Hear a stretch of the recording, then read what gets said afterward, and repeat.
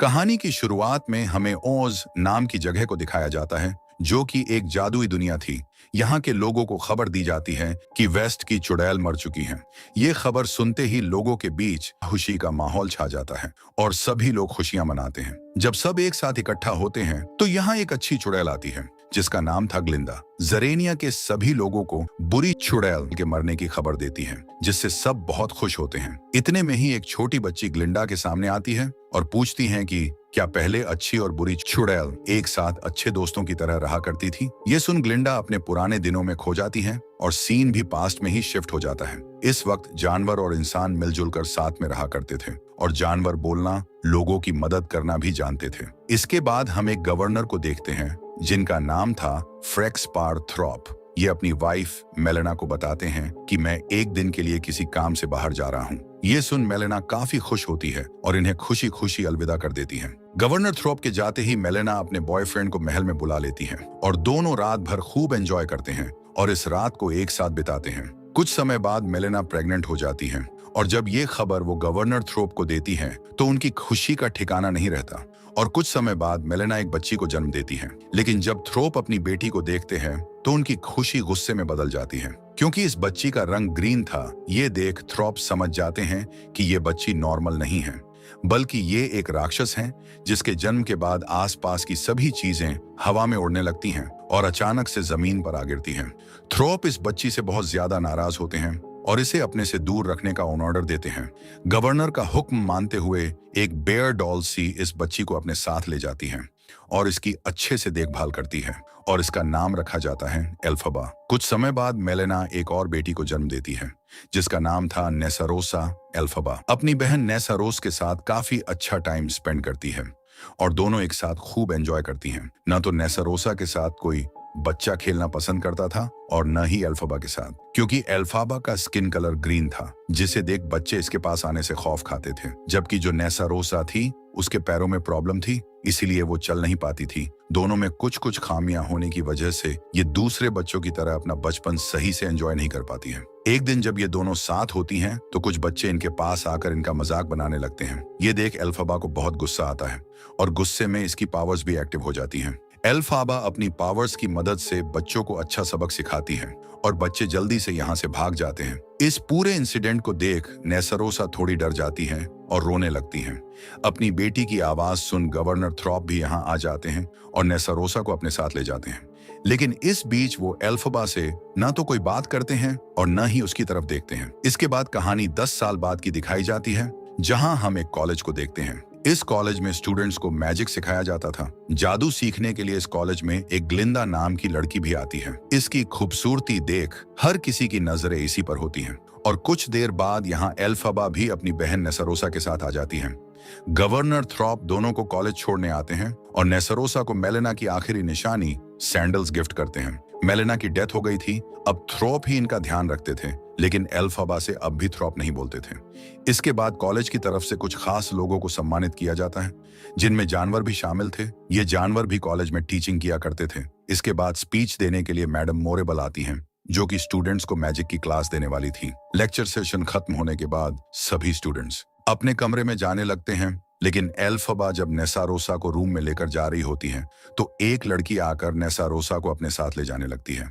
एल्फबा इसे रोकने की कोशिश करती है, लेकिन जब ये बात नहीं मानती तो गुस्से में एल्फबा अपनी पावर्स का इस्तेमाल कर पूरे माहौल को खराब कर देती है, जिसे देख सभी स्टूडेंट्स हैरान रह जाते हैं। लेकिन तभी मैडम मोरेबल आकर बताती हैं कि ये जो कुछ भी हुआ वो मैंने किया था। इस तरह ये एल्फबा को प्रोटेक्ट कर लेती है और बच्चे भी इसे मोरेबल का मैजिक समझकर तालियां बजाने लगते हैं। इसके बाद मोरेबल एल्फबा को अकेले में लेकर जाती है और पूछती है कि आखिर तुमने ये मैजिक कैसे किया। इस पर एल्फबा कहती है कि मैं नहीं जानती ये सब कैसे हुआ, बस जब मुझे गुस्सा आता है तो पावर्स एक्टिव हो जाती हैं।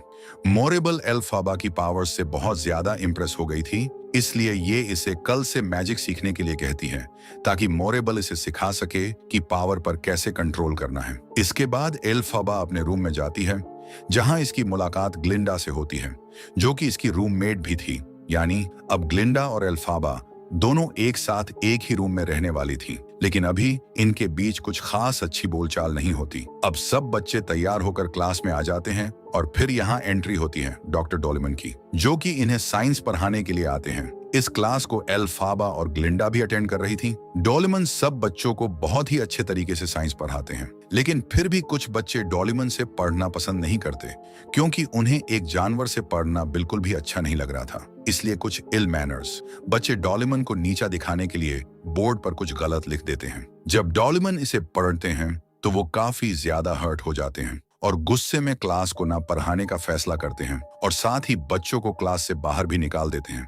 लेकिन एल्फाबा क्लास छोड़कर नहीं जाती और डोलेमन के साथ ही इस क्लास में रुकती है। एल्फाबा को क्लास में देख डोलेमन इससे पूछते हैं कि आखिर तुम अपने दोस्तों के साथ क्लास से बाहर क्यों नहीं गई? सब लोग जा चुके हैं। इस पर एल्फाबा बताती हैं कि मेरा कोई दोस्त नहीं है, मैं अकेली हूँ। एल्फाबा का ये अकेलापन और उदासी देख डोलेमन एल्फाबा की तरफ दोस्ती का हाथ बढ़ा देते हैं।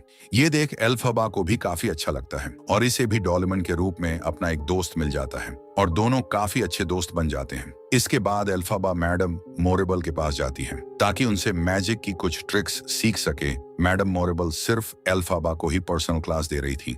मैडम मोरेबल एल्फाबा को अच्छे से समझाती है कि ये अपनी पावर अपने मैजिक पर कैसे कंट्रोल कर सकती है, लेकिन एल्फाबा से ये हो नहीं पाता। मैडम मोरेबल कई बार इसे अच्छे से समझाती हैं और एल्फाबा भी अच्छे से ट्राई करती हैं, पर कोई फायदा नहीं होता। हर अटेम्प्ट में ये फेल हो जाती है, जिससे एल्फाबा को भी काफी ज्यादा बुरा फील होता है। हर बार फेल होने की वजह से एल्फाबा को बहुत गुस्सा भी आने लगता है और इसी गुस्से के बीच उसे अपनी पावर्स मिल जाती हैं और इसका मैजिक एक्टिव होकर काम करना शुरू कर देता है। ये देख मैडम मोरेबल भी काफी खुश होती हैं और एल्फाबा को समझाती हैं कि अगर तुम्हें पावर्स को कंट्रोल करके रखना है तो तुम्हें अपने गुस्से पर पूरी तरह से काबू पाना होगा। मैडम मोरेबल आगे समझाते हुए कहती है कि तुम्हें इसके लिए प्रैक्टिस करनी होगी।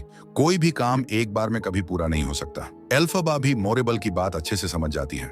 रात में एल्फाबा जब खिड़की पर अकेली खड़ी होती है तो तभी इसकी नजर बाहर डॉक्टर डोलेमन पर पड़ती है, जो रात के अंधेरे में सुनसान जंगल के रास्ते से अकेले कहीं जा रहे थे। ये देख एल्फाबा को काफी अजीब लगता है और ये भी सच्चाई जानने के लिए डॉक्टर डोलेमन के पीछे पीछे चलने लगती है। और फिर डॉक्टर डोलेमन एक छोटे से घर में चले जाते हैं और एल्फाबा भी इन्हें फॉलो करते हुए इस घर में एंट्री करती हैं और देखती हैं कि यहाँ बहुत सारे जानवर इकट्ठा हुए हैं। दरअसल ये सभी जानवर एक खास डिस्कशन के लिए यहाँ जमा हुए थे। डॉक्टर डोलेमन अपने साथियों से कहते हैं कि कई समय से हमारे साथी धीरे धीरे गायब होते जा रहे हैं। अगर हमने जल्दी कुछ नहीं किया तो इंसान हमें यहाँ से बाहर निकाल कर फेंक देंगे। दरअसल इंसान नहीं चाहते थे कि जानवर भी उनके साथ रहे। इसी प्रॉब्लम की वजह से डॉक्टर डोलेमन ने इस मीटिंग को रखा था ताकि सब अलर्ट हो सके और कुछ उपाय भी निकाल सके। इसी बातचीत के दौरान इन जानवरों की नजर एल्फाबा पर भी पड़ जाती है, जिसे देख सब हैरान होते हैं। लेकिन डॉक्टर डोलेमन एल्फाबा को अंदर आने की इजाजत देते हैं। एल्फाबा ने इन सब की बातें सुन ली थी, इसलिए ये इनसे पूछती हैं, क्या सच में इंसान तुम लोगों को यहाँ से भगाने की कोशिश कर रहे हैं? डॉक्टर डोलेमन हाँ में जवाब देते हैं और अब एल्फाबा भी इनकी प्रॉब्लम को समझकर इनका साथ देने का फैसला करती है। इसके बाद सीन शिफ्ट होता है नेक्स्ट डे पर, जहां कॉलेज में फियरो नाम का एक नया लड़का आता है जो कि देखने में काफी ज्यादा हैंडसम था। ग्लिंडा भी खूबसूरती में किसी से कम नहीं थी, लेकिन ये जब फियरो को देखती हैं तो इसकी तरफ काफी अट्रैक्ट हो जाती हैं और इसके पास आकर इसके साथ फ्लर्ट करना शुरू कर देती हैं और इसे बताती हैं कि आज कॉलेज में एक डांस पार्टी रखी गई है, अगर तुम चाहो तो इस डांस पार्टी का हिस्सा बनकर मेरे साथ डांस कर सकते हो। इसके लिए फियरो भी राजी हो जाता है। रात में पार्टी शुरू हो जाती है और सब लोग बहुत अच्छे से तैयार होकर इस पार्टी में शामिल होते हैं। इस पार्टी का हिस्सा सिर्फ इंसान ही नहीं थे, बल्कि जानवर भी इसमें पार्टिसिपेट करते हैं और साथ मिलकर एक साथ खूब एंजॉय करते हैं। डांस वगैरह होता है। इसी दौरान फियरो और ग्लिंडा के बीच भी अच्छी दोस्ती हो जाती है। इतने में मैडम मोरेबल ग्लिंडा के पास आती हैं और इसे एक जादुई छड़ी देती हैं। ग्लिंडा इसे देने की वजह पूछती है, जिस पर मैडम मोरेबल बताती है कि एल्फाबा ने यह शर्त रखी है कि अगर मैं उसके साथ साथ तुम्हें भी मैजिक की क्लास दूंगी तभी वो मुझसे पढ़ेगी। मैं एल्फाबा जैसी ब्रिलियंट स्टूडेंट को खोना नहीं चाहती, इसलिए तुम भी कल से क्लास लेने आ जाना। ये सुन ग्लिंडा काफी खुश होती हैं। कुछ टाइम बाद एल्फाबा भी इस पार्टी में आ जाती है, लेकिन इसके कपड़े देख सब लोग इस पर हंसने लगते हैं और इसका काफी मजाक बनाते हैं, क्योंकि एल्फाबा ने जिस तरह के कपड़े पहने थे वो काफी अजीब और अतरंगी थे। एल्फाबा लोगों की हंसी को अवॉइड करके पार्टी में डांस करना शुरू कर देती है और इसका डांस भी इसके कपड़ों की तरह ही काफी अजीब होता है। इसलिए लोग इसका और ज्यादा मजाक बनाने लगते हैं। ये देख ग्लिंडा को बहुत बुरा फील होता है और ये डांस करते वक्त एल्फबा के पास आ जाती है और इसके स्टेप को फॉलो करते हुए इसके साथ डांस करना शुरू कर देती है। ये देख एल्फबा को भी हिम्मत मिलती है और इन दोनों को साथ डांस करता देख पार्टी में मौजूद लोग इनके डांस स्टेप को देखकर डांस करने लगते हैं। ये सब देख एल्फबा को बहुत अच्छा लगता है और ये ग्लिंडा को गले लगा लेती है और दोनों अच्छी दोस्त बन जाती हैं। और अब ये एक ही रूम में एक साथ खुशी खुशी रहने लगती है। जहां पहले इनके बीच नोक झोंक होती रहती है, वहीं अब ये दोनों बेस्ट फ्रेंड की तरह बिहेव करती हैं और साथ ही ग्लिंडा एल्फबा को ड्रेसअप में भी हेल्प करती है। इस तरह दोनों एक साथ अच्छा टाइम स्पेंड करती हैं। अगले दिन डॉक्टर डोलेमन जब क्लास में स्टूडेंट्स को पढ़ाने आते हैं तो कुछ देर बाद क्लास के दौरान ही सोल्जर्स भी यहाँ आ जाते हैं और डॉक्टर डोलेमन को इंसल्ट करते हुए इन्हें खींचकर अपने साथ बाहर ले जाते हैं। एल्फबा डॉक्टर डोलेमन को बचाने के लिए आगे आती हैं, लेकिन कोई फायदा नहीं होता। डॉक्टर डोलेमन की जगह अब कॉलेज में एक नए टीचर आ जाते हैं जो सब स्टूडेंट्स को साइंस पढ़ाने के लिए आए थे और साथ ही ये एक शेर का बच्चा भी लेकर आते हैं जो कि पिंजरे में बंद था। टीचर इस बच्चे के साथ काफी बुरा ट्रीट करते हैं। ये देख एल्फबा को इस बच्चे के लिए काफी बुरा फील होता है और यहीं इसे डॉक्टर डोलेमन की बात याद आती है जिन्होंने बताया था कि अगर जानवरों को कैद करके रखा जाएगा तो वो बोलना भूल जाएंगे। यही बात याद करके एल्फबा गुस्से में आ जाती है और जैसे ही बुके को जोर से टेबल पर मारती है, वैसे ही इन फूलों की खुशबू पूरे क्लासरूम में फैल जाती है और इस खुशबू के कांटेक्ट में आते ही सभी स्टूडेंट्स और टीचर बेहोश हो जाते हैं, जो कि एक तरह से एल्फबा के मैजिक का ही असर था। लेकिन इस बीच फिएरो एकदम ठीक होता है। उस पर एल्फबा का जादू काम नहीं करता। इस बात से एल्फबा और फिएरो दोनों ही हैरान होते हैं। फिएरो भी शेर के बच्चे को इस कैद से आजाद करना चाहता था, इसलिए ये एल्फबा का साथ देने का फैसला करता है और दोनों जल्दी से इस बच्चे को पिंजरे से बाहर निकालकर कॉलेज से बाहर निकल जाते हैं और इस बच्चे को बकेट में रखकर जंगल की तरफ निकल पड़ते हैं और फिर जंगल में इसे छोड़ आते हैं। इसके बाद दोनों काफी अच्छा महसूस करते हैं और बहुत खुश भी होते हैं। इसके बाद हमें अगला दिन दिखाया जाता है जहां विजार्ड की तरफ से कॉलेज को एक संदेश भेजा जाता है। ये मैसेज स्पेशली एल्फबा के लिए ही आया था क्योंकि विजार्ड में भी ये बात पता चल चुकी थी कि एल्फबा मैजिक में माहिर है। विजार्ड में एल्फबा जैसी कलाकार की ही सख्त जरूरत थी, इसलिए विजार्ड की तरफ से एल्फबा को वहां आने का मैसेज मिलता है। इससे ग्लिंडा और मैडम मोरेबल भी काफी खुश होती हैं। मैडम मोरेबल एल्फबा को समझाती हैं कि ये एकदम सही टाइम है, तुम खुद को प्रूव करके दिखा सकती हो। मैडम मोरेबल की बात सुन एल्फबा भी फुल कॉन्फिडेंस में आ जाती है और विजार्ड जाकर अपना हुनर दिखाने का फैसला करती है। कुछ टाइम बाद विजार्ड से एल्फबा के लिए एक ट्रेन भेजी जाती है जिसमें बैठकर ये विजार्ड कुछ ही समय में पहुंच सकती थी। इस ट्रेन को देखकर सब लोग हैरान होते हैं क्योंकि ये काफी यूनिक थी। ग्लिंडा भी एल्फबा को सी ऑफ करने के लिए आती है और एल्फबा को जाते देख थोड़ी इमोशनल हो जाती है। ग्लिंडा एल्फबा को समझाती है कि अब मैं तुम्हारे साथ वहां नहीं होंगी, इसलिए तुम्हें अकेले ही अपना अच्छे से ध्यान रखना होगा। एल्फबा ग्लिंडा से मिलकर ट्रेन में चढ़ जाती है और ट्रेन चलने लगती है। लेकिन तभी ग्लिंडा को लेटर के बारे में याद आता है जो कि इसे विजार्ड में पहुंचाना था। ग्लिंडा जल्दी से एल्फबा को लेटर देने के लिए भागती है और एल्फबा से कहती हैं कि इसे विजार्ड में दे देना। एल्फबा जब लेटर खोलकर पढ़ती है तो जोर से ग्लिंडा से कहती हैं कि अगर तुम मेरे साथ विजार्ड में चलना चाहती हो तो फिर आ जाओ। ये सुन ग्लिंडा भी एक ही बार में विजार्ड जाने के लिए राजी हो जाती है और चलती हुई ट्रेन में एल्फबा की मदद से ट्रेन में चढ़ जाती है और दोनों अब एक साथ विजार्ड जाने के लिए बहुत खुश होती हैं। कुछ ही देर में ये दोनों विजार्ड पहुंच जाती हैं। इस जगह की खूबसूरती देख दोनों की आंखें खुली की खुली रह जाती हैं। विजार्ड में इन दोनों का ग्रैंड वेलकम किया जाता है। इसके बाद ये दोनों दरबार में जाती हैं जहां बंदर ही बंदर थे। यहीं इस दरबार में सोल्जर्स का काम भी किया करते थे। एक बंदर इन दोनों को अंदर तक लेकर जाता है जहां इनकी मुलाकात एक जादूगर से होती है जो कि मैजिक दुनिया में काफी काबिल जादूगर था। ये जादूगर ग्लिंडा और एल्फबा को बताता है कि हमारा मकसद तुम्हारे कॉलेज को और बेहतर बनाना है। इसके लिए हम काम भी कर रहे हैं। विजार्ड से कॉलेज तक जाने के लिए हम एक रास्ता बनाएंगे, लेकिन हम ये फैसला नहीं कर पा रहे कि इस रास्ते में किस रंग की ईंटों का इस्तेमाल किया जाना चाहिए। इसीलिए हमें तुम दोनों की मदद चाहिए।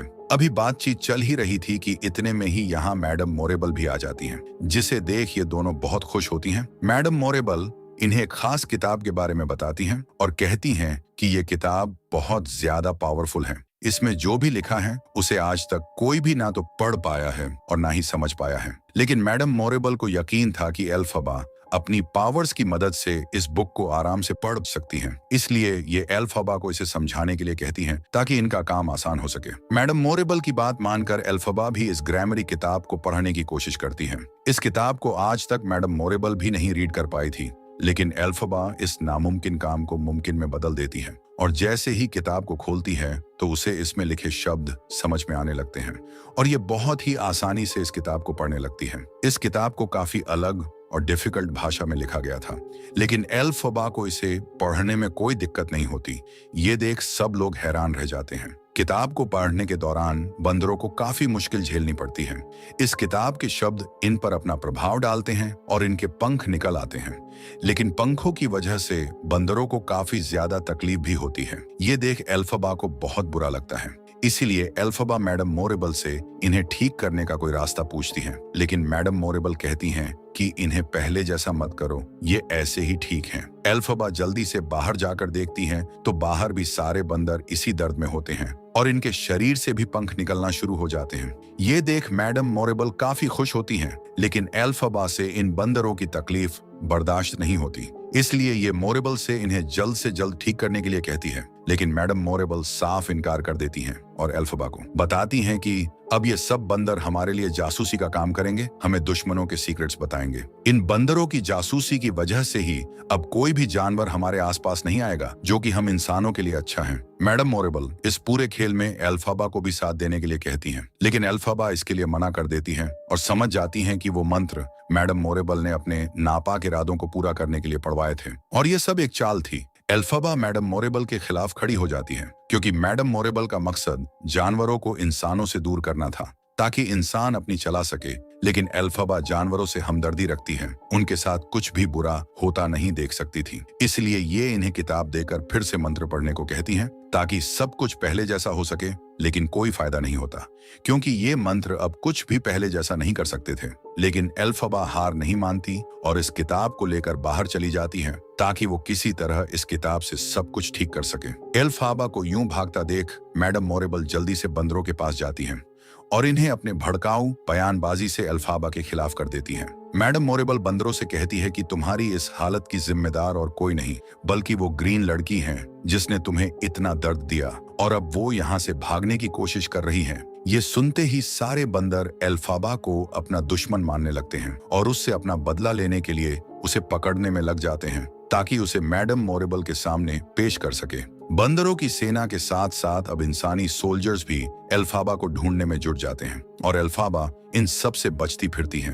वही एल्फाबा की हेल्प करने के लिए ग्लिंडा भी इसके पास आ जाती है और इसे समझाते हुए कहती हैं कि तुम्हें उन लोगों का साथ देना चाहिए क्योंकि वो जो कर रहे हैं वो हम सब की भलाई के लिए ही है। लेकिन एल्फाबा ग्लिंडा की बात नहीं सुनती और इसे बताती हैं कि उनका मकसद हम इंसानों की भलाई नहीं बल्कि जानवरों को हमसे दूर करना है, उन्हें पिंजरों में कैद करके रखना है, जो मैं नहीं होने देना चाहती। एल्फाबा जब यहाँ से बाहर निकलती है तो इसे पता चलता है कि कुछ सैनिक इसकी तरफ ही आ रहे हैं। जल्दी से एल्फाबा किताब में लिखे मंत्रों को पढ़ना शुरू कर देती है। एल्फाबा को लगता है कि इन मंत्रों को दोबारा पढ़ने से सब कुछ पहले जैसा हो जाएगा, लेकिन ऐसा नहीं होता, बल्कि इसकी तरफ एक झाड़ू तेजी से आने लगती है जिसे देखकर लगता है कि ये कोई नॉर्मल झाड़ू नहीं बल्कि जादुई झाड़ू है। इसलिए एल्फाबा इसे अपने पास रख लेती है। अब सोल्जर्स दरवाजा तोड़कर अंदर घुसने की कोशिश करते हैं और इनकी गिरफ्त में आने से पहले ही एल्फाबा यहाँ से भागने का प्लान बना लेती है और ग्लिंडा से भी साथ चलने के लिए कहती है, लेकिन ग्लिंडा इसके साथ आने से इनकार कर देती है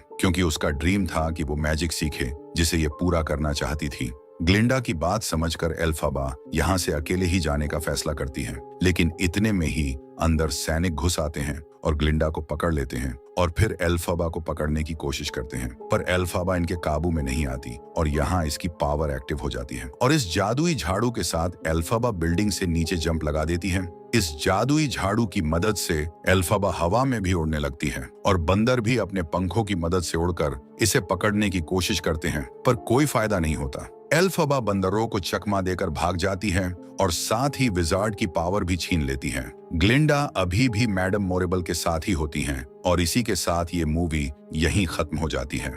थैंक्स फॉर वॉचिंग।